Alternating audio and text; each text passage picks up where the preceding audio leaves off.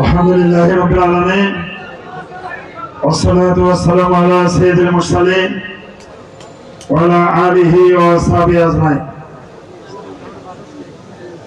বাংলাদেশ ছাত্র শিবির এবং যুব বিভাগ কর্তৃক আয়োজিত আজকের এই সমাবেশের সম্মানিত সভাপতি বাংলাদেশ জামাত ইসলামী সহকারী গাইবান্ধা জেলা সহকারী সেক্রেটারি জনাব ফয়সাল কবির রানা, আমাদের মাঝে আজকে এই সমাবেশের প্রধান অতিথি যিনি একটু পরে আমাদের মাঝে উপস্থিত হবেন, বাংলাদেশ ছাত্র শিবির শহীদ কাফেলা উপমহাদেশের সর্ববৃহত্তর আন্দোলন বাংলাদেশ ছাত্র শিবিরের কেন্দ্রীয় সভাপতি জনাব জাহিদুল ইসলাম, আমাদের মাঝে বিশেষ অতিথি হিসেবে উপস্থিত আছেন বাংলাদেশ জামাত ইসলামী গাইবান্ধা জেলা শাখার সাবেক আমির বিশিষ্ট চিকিৎসক ডাক্তার আব্দুর রহিম সরকার, বিশেষ অতিথি হিসেবে উপস্থিত আছেন বাংলাদেশ জামাত ইসলামী সিনিয়র নায়েবে আমির বীর মুক্তিযোদ্ধা জনাব আব্দুল ওয়ারেস, বিশেষ অতিথি হিসেবে উপস্থিত আছেন বাংলাদেশ জামাত ইসলামী জেলা নায়েবে আমির সাবেক ছাত্র নেতা সুন্দরবনী উপজেলার সাবেক চেয়ারম্যান অধ্যাপক মাজিদুর রহমান, আমাদের মাঝে উপস্থিত আছেন বাংলাদেশ জামাত ইসলামীর জেলা সুরা কর্মপরিষদ সদস্য রাজনৈতিক সেক্রেটারি পলাশবাড়ী উপজেলার সাবেক উপজেলা চেয়ারম্যান অধ্যক্ষ মাওলানা নজরুল সুলতান সহ জেলা উপজেলা নেতৃবৃন্দ, সম্মানিত সুধী মন্ডলী, উপস্থিত আছেন সাংবাদিক বন্ধুগণ, আইন শৃঙ্খলার দায়িত্বে নিয়োজিত প্রশাসনের কর্মকর্তা কর্মচারীবৃন্দ এবং যে পর্যন্ত মাইকের আওয়াজ যায় সমাজ গাইবান্ধাবাসী, আমার সামনে বসা যুবক এবং ছাত্র ভাইরা, আসসালামু আলাইকুম রহমতুল্লাহ। আপনারা সবাই ভালো আছেন? আল্লাহ পাকের লাখ শুকরিয়া। আমরা দীর্ঘদিন পর 15.5 বছর পরে আজকে যুবক ভাইদেরকে নিয়ে এবং সাবেক ছাত্রদেরকে নিয়ে আমরা এখানে প্রোগ্রাম করার সুযোগ পাচ্ছি। যে আল্লাহ রাব্বুল আলামিন সুন্দর পরিবেশে এই প্রোগ্রাম করার সুযোগ করে দিয়েছেন, সে আল্লাহ শুকরিয়া আদায় করি। সবাই বলি আলহামদুলিল্লাহ। আজকে যে যুবক ভাইরা আমার আছে, সাবেক ছাত্র ভাইরা, এই 15.5 বছরে 3টি জাতীয় সংসদ অতিবাহিত হয়েছে। আপনারা কি ভোট দিতে পেরেছেন? ভোট দিতে পারেন নাই, কারণ ফ্যাসিবাদী শেখ হাসিনা আমাদের যুবক ভাইদের এবং সকলে ভোটের অধিকার হরণ করেছিল, বলে ঠিক কিনা? আমাদেরকে রাজনৈতিক অধিকার হরণ করেছিল, কথা বলার সুযোগ দেয় নাই, মিছিল করার সুযোগ দেয় নাই, সমাবেশ করতে পারি নাই।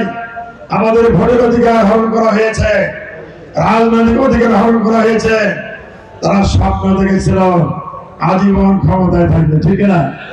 ফ্যাসিবাদী শেখ হাসিনা বলেছে যে আমরা 71 সাল পর্যন্ত ক্ষমতায় থাকবো, আবার 41 সাল আমাদের ক্ষমতা চাই। ক্ষমতায় পাগল করা হয়ে এই বাংলাদেশের মানুষগুলোকে পাখির মতো গুলি করে হত্যা করতে দ্বিধা করেনি, বলে ঠিক না? ক্ষমতা আসার পরে পিলখানা হত্যাকাণ্ড সংগঠিত করেছে। 74 জন ভাই বোন শহীদ হয়েছে, এর মধ্যে 57 জন ছিল দেশপ্রেমিক সামরিক কর্মকর্তা, বলে ঠিক না? তারা এই সামরিক কর্মকর্তা হত্যার মধ্য দিয়া বাংলাদেশের সেই শক্তিকে, সামরিক শক্তিকে দুর্বল করেছে এবং সীমান্ত রক্ষী বাহিনীর কোমর ভেঙে দিয়েছে, ঠিক না? সমাজ ভাইরা, 2006 সালের 28 অক্টোবর যখন আমাদের বাইতুল মোকাররমের উত্তর গেটে জামাতের ঐতিহাসিক মহাসমাবেশ ছিল, সেই সমাবেশকে ভণ্ডুল করার জন্য, আমাদের জাতীয় নেতৃত্ব হত্যা করার জন্য তারা সকাল 11টায় হামলা করেছিল এবং 6 জন যুবককে সেই পিল ধরা রাজপথে লগি বটে দিয়ে খুঁচিয়ে খুঁচিয়ে হত্যা করেছে। শুধু তাই নয়, লাশের উপর নৃত্য পরিচালনা করেছে। শান্ত ভাইরা 2013 সালে একটা অরাজনৈতিক সংগঠন হেফাজতে ইসলাম, যারা ইসলামকে হেফাজত করবে, তাদেরকে রাতের অন্ধকারে বাতি নিভিয়ে দিয়ে ব্রাশ ফায়ার করে শত শত কোরআনের সেই হাফেজদেরকে, যারা হৃদয়ে কোরআন ধারণ করে, তাদেরকে হত্যা করা হয়েছে। ঠিক না? এসব হত্যাকারীর বিচার কি চান? বাংলার মাটিতে অবশ্যই বিচার হবে, হবে ইনশাআল্লাহ। শুধু তাই নয়, আমাদের যাবৎ 1004 জন জামাত শিবিরের নেতাকর্মী হত্যা করেছে। এই ঘটনা আপনারা সবাই জানেন।